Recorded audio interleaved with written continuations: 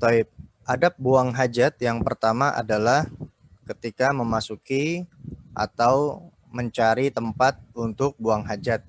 Yang pertama, janganlah mencari tempat yang terbuka. Ya, jadi kalau mau buang air besar atau buang air kecil, jangan di tempat terbuka. Ya, sekalipun di hutan, ya maka carilah hutan yang memiliki rumput yang tinggi. Ya, agar kita bisa bersembunyi di baliknya. Ya, itulah sebabnya ya dilarang kita untuk buang air di pinggir jalan, ya di sembarang tempat, tidak boleh. Ya, Islam sudah mengajarkan ya adab-adab yang seharusnya dimiliki oleh seorang Muslim ya ketika ingin buang hajat. Ya, dan ini kita sering dapati ya beberapa orang yang buang air kecil di pinggir jalan, ya sering kita temukan seperti itu, dan itu biasanya laki-laki.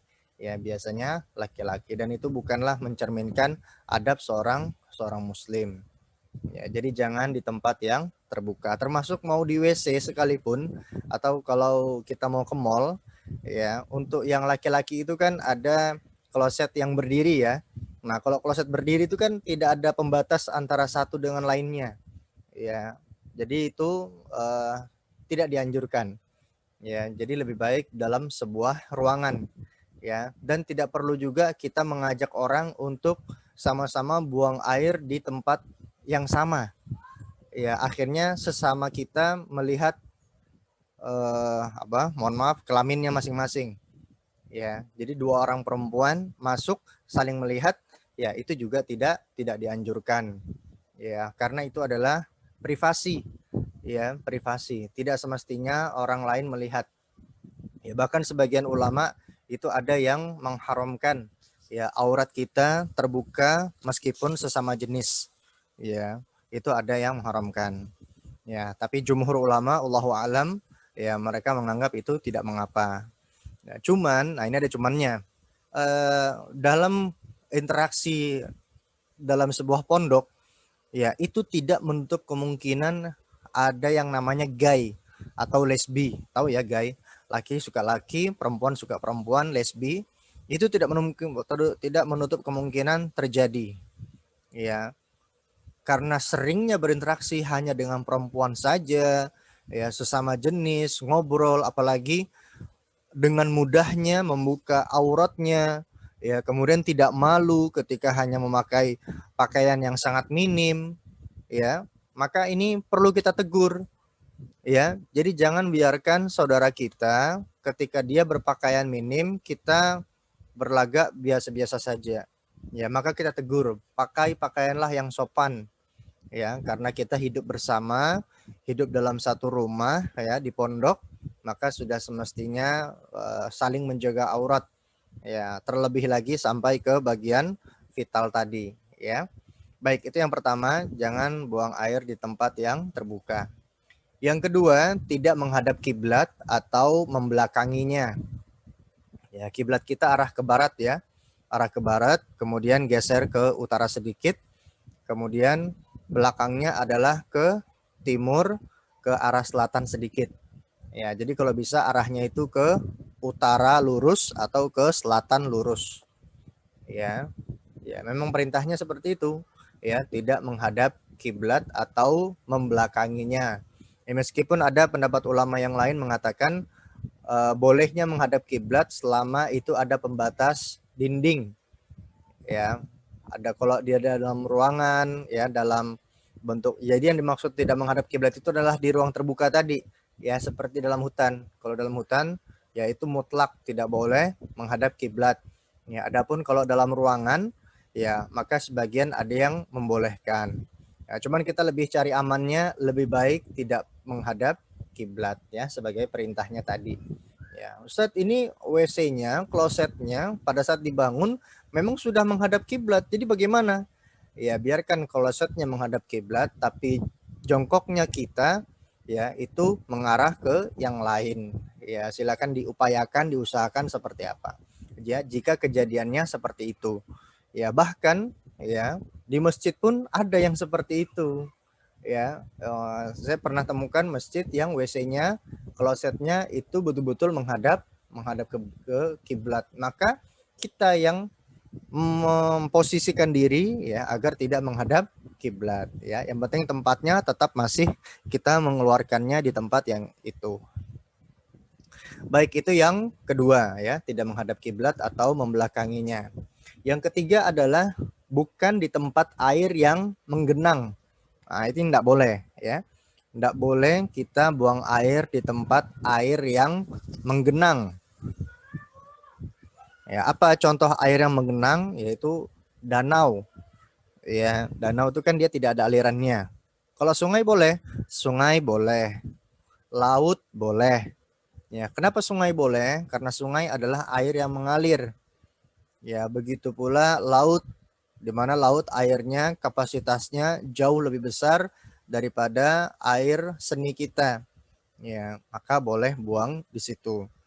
Namun jauh-jauh juga dari tempat pemukiman warga ya, atau dekat nelayan mencari ikan ya, dan lain sebagainya. Dan tentu saja lautnya pun juga tempat yang pinggir pantai ya, pinggir pantai maksudnya. Ya, kalau bisa itu juga ada tempat khususnya, bukan di ruang terbuka. Ya. Baik, itu yang ketiga, tidak buang air pada air yang menggenang. Sekarang yang keempat adalah tidak buang air di bawah pohon. Ya, tidak buang air di bawah pohon. Apalagi pohon itu yang lebat atau pohon itu berbuah. Ya, di mana orang ya, kalau dia lebat biasanya dijadikan tempat untuk berteduh. Ya, kemudian kalau dia berbuah, ya biasa diambil buahnya, ya maka itu akan mengganggu orang lain. Ya, sehingga diupayakan ya tidak buang air di bawah pohon. Nah, ini yang sering kita dapati di pinggir-pinggir jalan ya. Biasa orang laki-laki gitu ya, dia buang air sembarangan ya, atau di bawah pohon di sembarang tempat. Ya, bahkan tidak menutup kemungkinan ternyata pohon itu ya menjadi tempat tinggalnya jin. Ya, dan itu memang benar adanya. Ya, di mana pernah saya ceritakan waktu meruqyah orang, ya, kenapa dia tidak sembuh-sembuh sampai dokter saja bingung ini penyakitnya bagaimana, kok dikasih obat, dikasih salep enggak sembuh-sembuh. Jadi kakinya itu patah tapi enggak, agak sulit untuk ditekuk gitu. Susah ya. Kemudian ketika saya ruqyah ternyata si pasien ini ya pernah menabrak sebuah pohon ya, dan penunggunya itu tidak terima rumahnya diganggu ya, sehingga menyebabkan kakinya itu tidak sembuh ya, atau sulit disembuhkan. Dan alhamdulillah atas izin Allah setelah diruqyah ya dia sudah meninggalkan pasien tersebut. Ya, memang harus dikeluarkan. Ya, dia mengganggu si pasien agar tidak sembuh-sembuh. Nah, ini sebuah bukti nyata ya bahwa dalam dunia ini kita tidak hidup sendirian. Ya, ada makhluk lain ya yang memang tidak kasat mata. Ya, oleh sebab itu ya di tempat-tempat sepi ya, meskipun kita hanya sendirian ya, hati-hati ketika tidak berpakaian ya, karena kita tidak tahu bahwa di sana ada makhluk selain kita. Seperti itu. Baik. Itu yang keberapa tadi? Yang keempat ya, yaitu tidak buang air di bawah pohon. Yang kelima, tidak buang air di tanah atau pasir yang berlubang. Ya, tidak buang air di pasir atau di tanah yang berlubang. Kenapa? Karena dikhawatirkan di situ ada hewan. Ya, ada hewan. Maka adabnya ya tidak sepatutnya kita buang air di tempat mereka tinggal. Ya. Kan berbuat baik kepada hewan ya itu tetap mendapatkan pahala. Apatah lagi kita berbuat zolim kepada binatang, ya boleh jadi kita malah mendapatkan dosa. Ya, maka perlakukanlah hewan dengan sebaik-baiknya.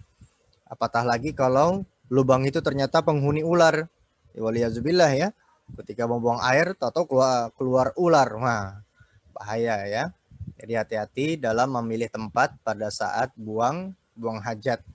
Mungkin saat ini kita nggak darurat ya, karena WC itu tersedia di mana saja. Ya, bahkan kalau mau dalam perjalanan pun ya itu bisa di SPBU atau di masjid ya, atau bahkan di minimarket ya, di mana mereka menyediakan toilet-toilet ya, di mana kita bisa lebih mudah untuk buang hajat. Ya, namun daripada itu tidak menutup kemungkinan ya pada saat di suatu tempat di suatu waktu ya ternyata dalam kondisi darurat kita tidak menemukan apa tadi khola ya, bahasanya itu khola. Khola itu adalah tempat untuk buang hajat, tapi dia berupa semacam dibuatkan ruangan ya. Nah, oleh sebab itu ya itu perlu diperhatikan ya tempat kita mau buang hajat. Baik, itu poin yang pertama, yaitu saat mau buang hajat. Nah, sekarang yang kedua, pada saat mau buang hajatnya. Yang pertama adalah membaca doa ketika mau masuk ruangan tersebut. Ya, apa doanya? Allahumma inni a'udzubika minal khubuthi wal khobais. Ya, ya Allah, aku berlindung kepadamu dari jin yang laki-laki dan jin yang perempuan. Ya, ini dari doanya saja sudah kelihatan bahwa ya jin itu memang ada. Ya, jadi kita baca doa pada saat mau ke toilet, ya pada saat mau masuk. Ya, dan memang kita berlindung dari mereka karena disitulah tempat tinggalnya mereka. Ya, di situ tempat kotoran. Ya, makanya di rumah itu ya sebisa mungkin ya, terutama yang haid ya, ketika haid kemudian mohon maaf bekas dari tempatnya dia itu atau tetesan itunya masih ada, itu sebisa mungkin dibersihkan ya, dibuang, jangan dibiarkan di situ ya. Jadi kalau di dalam kamarnya ada tempat sampah kemudian berisi pembalut ya, mohon maaf pembalut ya, yang memang itu bekas dipakai, itu sebisa mungkin harus dibuang. Kalau tidak, itu akan menjadi sarangnya mereka untuk menjadi tempat tinggalnya di situ. Ya, karena mereka memang menyukai tempat-tempat yang kotor. Ya, jangankan tempat yang seperti itu, tempat sampah saja yang tidak dibuang selama seminggu, 2 minggu, bahkan 1 bulan, ya itu meninggalkan bau yang tidak sedap. Dan itu tempat mereka. Ya, mereka suka di situ. Ya, mereka suka di situ. Ya, makanya juga kalau mau masuk WC itu juga ada waktu-waktunya. Ya, seperti jangan masuk WC pada saat azan dikumandangkan ya. Karena ketika azan itu dikumandangkan mereka berlarian dan menuju ke rumah mereka. Rumah mereka di mana? Ya di toilet tadi. Ya, rumah mereka itu tadi di toilet. Makanya kalau mau ke WC diusahakan bukan pada saat azan. Ya, azannya bisa sebelum atau bisa sesudah. Tapi kalau mau maghrib, ya upayakan sebelum maghrib itu sudah mandi duluan ya, apalagi kalau ngantri. Nah, kalau subuh malah lebih baik mandi dulu ya, baru sholat subuh. Ya, itu dari segi kesehatan juga lebih baik. Ya, silakan nanti tanya ke bagian kedokteran ya, kalau mandi sebelum subuh itu malah lebih baik. Ya, bukan subuh dulu baru mandi. Ya, ini dari segi kesehatan. Baik, jadi poin pertama adalah membaca doa Allahumma inni a'udzubika minal khubusi wal khubais. Sebagian kita mungkin banyak yang sudah hafal ya, namun tidak menutup kemungkinan ini jarang dipraktekkan.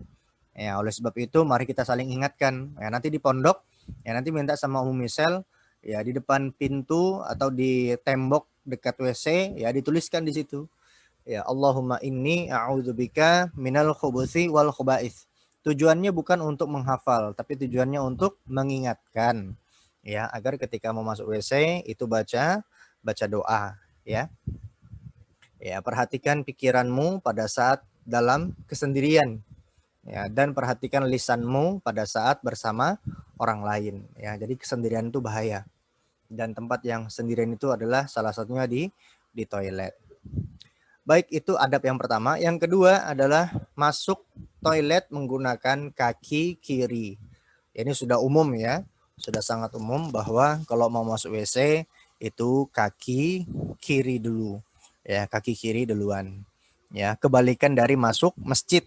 Ya, kalau masuk masjid, masuknya kaki kanan, ya. Tapi kalau masuk WC, kaki kiri. Kemudian yang ketiga, disunahkan untuk buang air itu dengan posisi jongkok, ya, dengan posisi jongkok. Ya, makanya banyak sebagian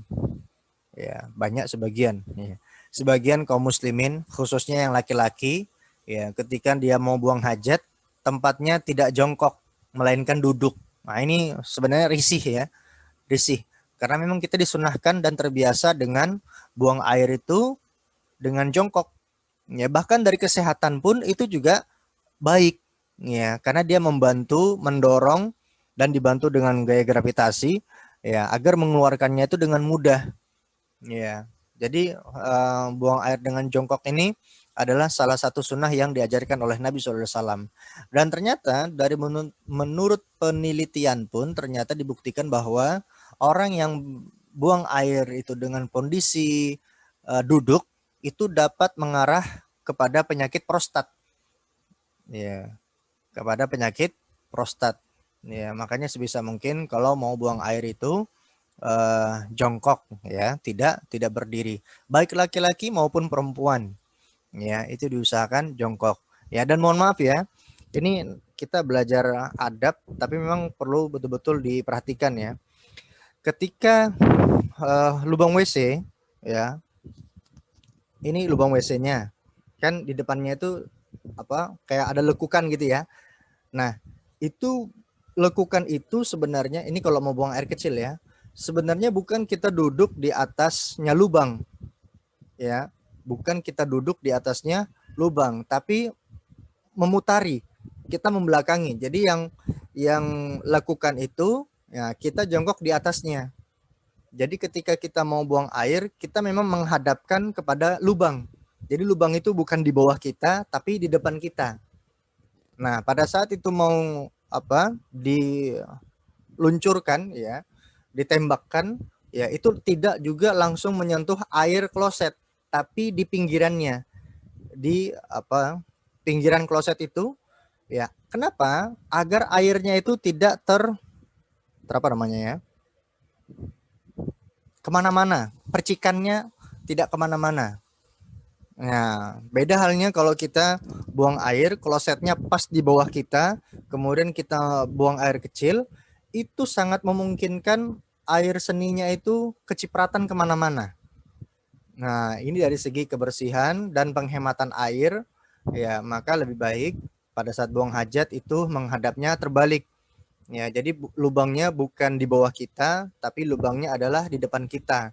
Dan bukan langsung menghantam lurus ke depan atau mengenai air kloset, tapi mengarah ke pinggir-pinggirannya. Ya, jadi dia nanti akhirnya membuat sebuah putaran, ya, buat arus, ya, supaya airnya tidak terpercik kemana-mana. Nah, ini salah satu adab syariat, ya, luar biasa. Begitu besar Islam perhatiannya kepada buang hajat ini. Itu yang ketiga, buang air dengan kondisi atau posisi jongkok. Yang keempat, disunahkan untuk dilepaskan. Maksudnya menanggalkan pakaiannya. Ya, ini sebagian ada orang yang mau buang air kecil atau buang air besar, itu cukup dibuka sedikit, pakaiannya masih dikenakan, kemudian buang air. Nah, ini lebih baik, ya, lebih baik itu dilepaskan sekalian karena kita tidak tahu percikannya tadi menyentuh celana kita atau bagian dalamnya atau seterusnya, ya, kita tidak tahu. Nah, sedangkan pakaian yang dipakai saat itu digunakan juga untuk sholat, ya. Ya, makanya pernah Nabi melewati dua kuburan, ya kan. Kemudian Nabi memberikan terompahnya. Kemudian para sahabat bertanya, kenapa ya Rasulullah? Ya, sesungguhnya, ya, dua orang ini sedang disiksa karena dia tidak perhatian terhadap adab buang hajat, ya, adab buang hajat, tidak membersihkan dengan bersih, ya, tidak membersihkan pada saat dia buang air kecil itu tidak bersih. Nah, ini diberitahukan bahwa diberikan azab sama Allah, ya. Ya, lewat nabinya, ya, bahwa orang ini telah disiksa karena membersihkan hajatnya tidak bersih. Ya, jadi sebaiknya pakaian itu dilepas, ya, agar terhindar dari percikan-percikan najis tadi. Itu yang keempat. Yang kelima, membersihkan kemaluan dan tempat sekitar. Ya, membersihkan kemaluannya, kemudian di tempat sekitarnya. Ya, membersihkan kemaluan ini juga banyak, khususnya laki-laki ya sebenarnya. Ketika mau dibersihkan itu hanya disiram-siram. Ya, tapi yang lebih tepat adalah digosok, ya, dibersihkan, ya, karena boleh jadi ada hukum fikihnya namanya madhi dengan wadi. Ya, madhi itu adalah sisa-sisa dari air kencing ketika keluar. Ya, Allahu alam ya, apakah perempuannya ada, saya nggak tahu ya. Ya, jadi kalau laki-laki itu ada istilahnya mazi, ya, dimana kalau dia buang air kecil itu biasa ada sisa-sisa dan dia memang seperti apa ya, seperti lendir, ya, tersisa di situ. Ya, dan itu najis. Ya, maka lebih baik ketika buang air kecil itu dibersihkan, digosok. Nah, kemudian yang kedua namanya wadi. Nah, kalau wadi ini adalah air yang keluar karena memang adanya rangsangan dari luar. Ya, jadi dia keluar secara tiba-tiba. Ya, keluar secara tiba-tiba. Dan dua-duanya ini adalah najis, baik madhi ataupun wadi. Ya, Allah alam ya, apakah yang akhwat itu juga mengalami, mungkin bisa konsul kepada yang lebih paham perkara akhwat ya, karena saya belum mendalami bagian akhwat. Apakah punya juga cairan madi dan madhi dan wadi. Nah, beda halnya dengan sperma. Nah, kalau sperma ini dia bukan najis, ya, bukan najis. Ya, sebagaimana hadis Nabi yang cukup terkenal, ya, ketika Aisyah membersihkan celana Nabi itu tidak dengan air melainkan dikorek saja. Ya, bukan dikorek dibakar ya. Maksudnya dikerik. Ya, dikerik karena spermanya Nabi saat itu kering. Ya, kemudian dibersihkannya dengan dikerik. Nah, itu membuktikan bahwa kalau sperma itu tidak, atau air mani itu tidak najis. Ya, mohon maaf ya kalau bahasanya menurut kalian itu agak AGG ya, agak gimana. Tapi memang dalam kondisi fikih itu memang perlu dibahas. Ya, itu memang perlu dibahas. Taib, itu yang keberapa tadi? Yang ke-5 ya, membersihkan kemaluan dan tempat sekitarnya ya, disiram-siram yang bersih ya. Yang ke-6, tidak boleh berbicara. Ya, tidak boleh berbicara pada saat buang hajat atau pada saat di dalam WC. Nah, namun di sini juga ada khilaf. Pelarangan mutlak itu ditujukan kepada kloset. Ya, jadi ada kamar mandi yang memang ada klosetnya. Nah, itu mutlak, tidak boleh berbicara sedikit pun. Nah, ini ada yang membolehkan dengan syarat tidak ada kloset di situ. Jadi hanya kamar mandi saja. Ya, hanya kamar mandi saja. Nah, ini ada yang berpendapat itu tidak mengapa ya, Allahu alam. Ya, lalu bagaimana yang kamar mandi dengan klosetnya jadi satu? Maka dihukumi kloset. Ya, namun lebih daripada itu lebih baik ya kita cari amannya, tidak berbicara baik di kamar mandi maupun di WC. Nah, contohnya di Masjid Istiqomah ya, untuk toiletnya laki-laki itu memang ada ruangan khusus. Ya, WC itu khusus, mandi itu juga khusus. Ya, nggak tahu kalau toilet perempuan Istiqomah ya. Ya, nggak tahu juga, belum pernah ke sana. Ya, mungkin ada juga menemukan begitu ya. Jadi WC sendiri, kamar mandi sendiri. Nah, ini ada yang mengatakan kalau kamar mandi itu masih boleh untuk berbicara. Tapi apa manfaatnya berbicara gitu kan? Ya, Ustaz, kadang ada orang luar itu yang apa? Gedor-gedor, minta cepat, bertanya, ngasih tahu ada yang nelpon, ngasih tahu ada tamu, ya, dan seterusnya. Ya, maka dari sinilah kita belajar bahwa kita kan nanti akan tinggal dalam satu pondok. Nah, dari situlah kita saling ingat mengingatkan ya agar tidak berbicara pada saat di toilet, dan begitu pula orang yang di luar toilet agar tidak mengajak bicara orang yang berada di dalam. Ya, dia tahu hukum menjawab salam itu fardu kifayah. Ya, kalau nggak ada yang jawab salamnya nanti berdosa. Ada dia yang assalamualaikum, woi cepat woi, assalamualaikum. Nah ini enggak boleh seperti itu ya, enggak boleh mengajak orang berbicara yang ada di dalam WC.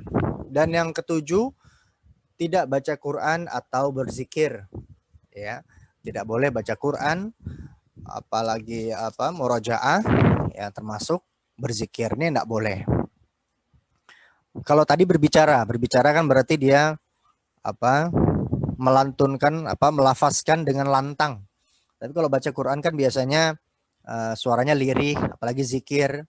Ya, zikir itu kan biasanya suaranya lirih ya, enggak lantang. Subhanallah, subhanallah, kan enggak begitu. Pasti dia pelan, subhanallah, subhanallah, kan begitu ya. Nah, makanya zikir itu yang khusyuk ya, yang pelan ya, tidak nyaring-nyaring ya, tidak dengan nada tinggi dan seterusnya. Ya, karena zikir itu aslinya adalah menyebut ya. Apa yang disebut? Yang disebut adalah nama Allah Azza wa Jalla. Ya, baik itu Asmaul Husna, ya baik itu bersalawat Nabi, ya baik itu sifat-sifat Allah atau kalimat-kalimat thayyibah ya, subhanallah, alhamdulillah, wala ilaha illallah, Allahu akbar. Ya, jangan sampai itu disebutkan pada saat di dalam WC ya. Kecuali kalau dia tidak sengaja ya, ketika pakai sabun ternyata sabunnya masuk ke dalam kloset, astagfirullah, ketelepeset ya, karena nggak sengaja ya, maka insya Allah marfu anhu ya, dimaafkan ya. Makanya yang dimaafkan itu ada 3 hal ya: terpaksa, tidak sengaja, lupa ya, maka itu dihukumi marfu anhu ya, dia tidak mengapa ya, insya Allah tidak dihukumi sebagai dosa karena dia dipaksa, karena dia lupa, karena dia tidak sengaja ya. Mungkin dia tadi tidak sengaja dan spontan akhirnya mengucapkan astagfirullah ya. Ada sebagian orang memang latahnya bagus ya, ketika dia latah ya, yang dia ucapkan adalah lafaz Allah atau kalimat-kalimat thayyibah ya. Saya rasa itu bagus gitu ya, daripada dia menyebutkan hal-hal kotor ya, hal-hal yang kotor. Baik, itu adab yang pada saat di dalam toilet. Nah, pada saat keluar ya, ini poin yang ketiga, pada saat keluar WC. Ya, ini saya catat hanya 2 saja. Yang pertama adalah keluar kaki kanan. Ya, keluar kaki kanan. Kebalikan sama yang masuk. Kalau masuk tadi apa? Masuk kaki kiri. Nah, sekarang keluar itu kaki kanan. Dan yang kedua adalah membaca doa. Nah, ini baca doanya adalah keluar dulu baru baca doa. Ya, jangan sampai baca doanya dalam WC. Ya, jangan sampai baca doanya dalam WC, tapi keluar dulu baru baca doa. Nah, baca doanya adalah ghufranaka. Ya, minta ampun kepada Allah ya. Ulama kita menyebutkan bahwa kenapa disuruh minta maaf, minta ampun keluar dari WC ya, karena pada saat di WC itu kita dilarang untuk berzikir ya, tidak boleh membaca Quran ya. Jadi memang itu tempat yang dilarang untuk baca Quran dan berzikir. Maka kita minta ampun kepada Allah, tidak menyebutkan namanya. Allahu alam. Ya, mungkin ada yang punya sunnah-sunnah dalam buang hajat yang mungkin belum kita bahas tadi, belum kita sebutkan. Ya, silahkan kalau ada yang mau ditambahkan atau ada yang mau ditanyakan, ya silahkan. Nggak ada Ustadz di WC akhwat istiqomah campur ya, berarti campur ya, kayak nasi campur ini ya. Jadi berarti istiqomah campur ya, baik toilet ataupun kamar mandi jadi satu ya. Kalau di ikhwan itu terpisah. Dan sekarang kan istiqomah juga ada pelebaran ya, karena ada pondok tahfiz ya, sehingga WC-nya diperbanyak ya, dan semua WC yang baru itu ya semuanya ada WC-nya ya, agar mudah, agar nggak salah masuk ruangan ya. Kadang itu kita ngantri panjang ya, padahal ada pintu yang terbuka ya, giliran saya masuk lu cuman kamar mandi, waduh kena prank saya. Ya, kena prank, sudah antri lama-lama ternyata salah Ya, silakan kalau ada yang mau bertanya sebelum lanjut ke yang lain.